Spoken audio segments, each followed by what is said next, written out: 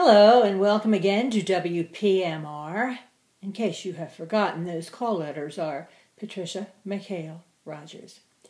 Today is Saturday evening and I have a few things to post, and I thought it would just take too long because I'm going to watch some of the things that I DVR'd, like Call the Midwife on PBS, Mr. Selfridge on PBS, Mad Men, and one of my afternoon soaps, Days of Our Lives. I have DVR'd them all and now I will enjoy them. But I did want to update what happened since my last video log.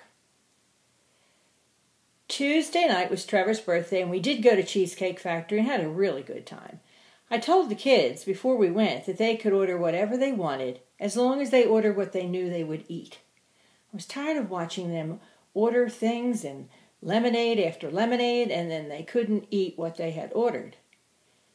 And I'm sorry, but I don't like to waste food, and I don't want to pay for things that get thrown out. They were wonderful.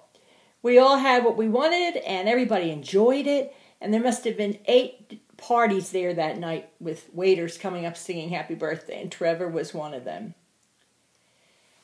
After that, what did I do? The kids went home, and I am trying to see here so I can remember what I did. The next day was Wednesday, and that was just a day I was going to do my own thing. Lissa had invited me to go with her to Waterside. That's where they were going to have a presentation for women on managing your finances and emotional behaviors in managing your finances. They were going to have food and drink, and it sounded good.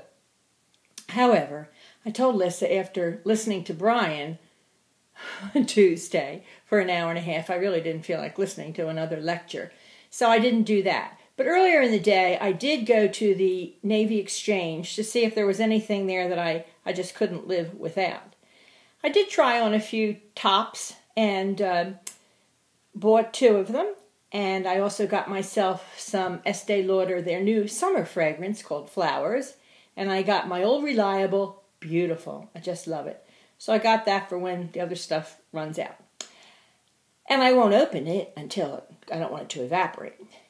So I got back and I went over and met neighbor Jean, and she and I went to Bonefish Grill for dinner that night and had a very enjoyable dinner.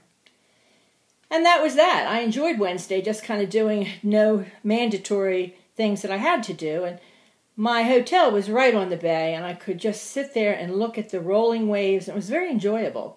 Even though the hotel, I'd probably give it a 3 out of 5 stars. The next day, I drove home, and the drive was good. And as I was coming up on 13, which I always take both ways, I was driving probably 5 miles over the speed limit, which I usually do. And I noticed in Kipptopee, Virginia, that's on the Eastern Shore, I saw a state trooper had a car pulled over and the lights were flashing. And I thought, oh, wow, he's going to stop me doing over 5 miles.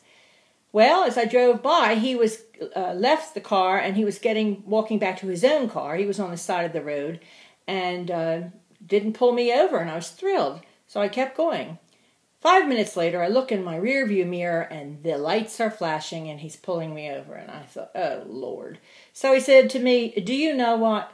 First of all, he wanted my license and registration, and I was fumbling for my driver's license. And he said, oh, you can't find your driver's license? Oh, my God, what if it's not here? And I did find it. And he said he pulled me over because when he was stopped with the other situation, I did not slow down or move over. I kept right on going.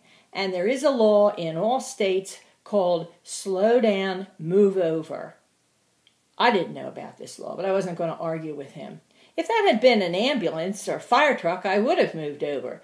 But this was a state trooper stopping someone. I came home and researched it, and I find, yes, it is. It is in all the states. And it is a good law because several officers have been killed by people passing and killing them as they drive by.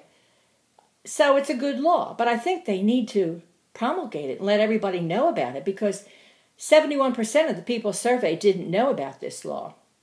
It now applies, it's really for all emergency vehicles and tow trucks.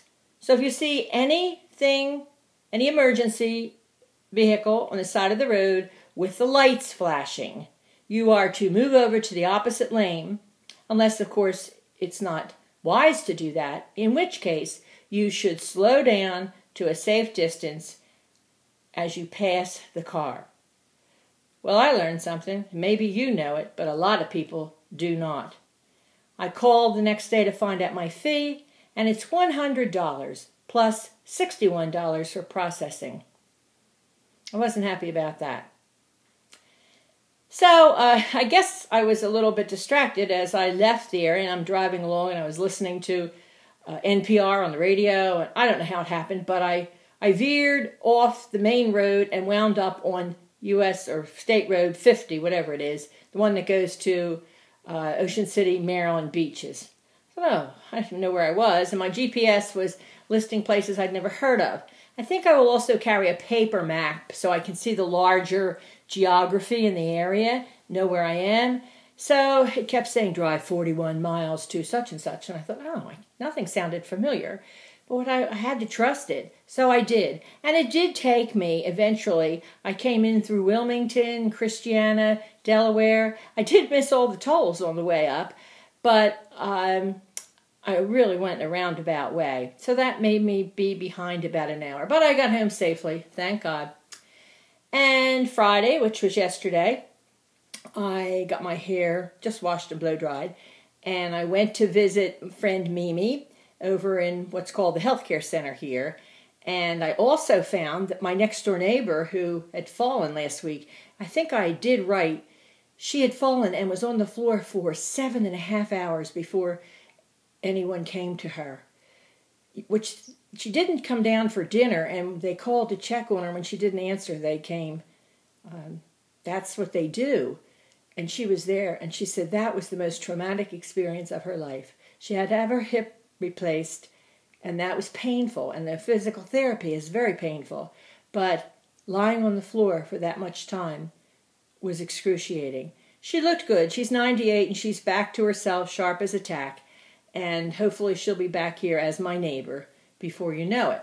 Then I visited Patty Seward, who was here, and also Eileen Bader. They're roommates. Eileen hurt her back, and Patty was having a problem with atrial fibrillation. So they're just over there for a little while. And that took care of Friday. Today, Saturday, let's see, Tom Miller called, and we talked for a long time.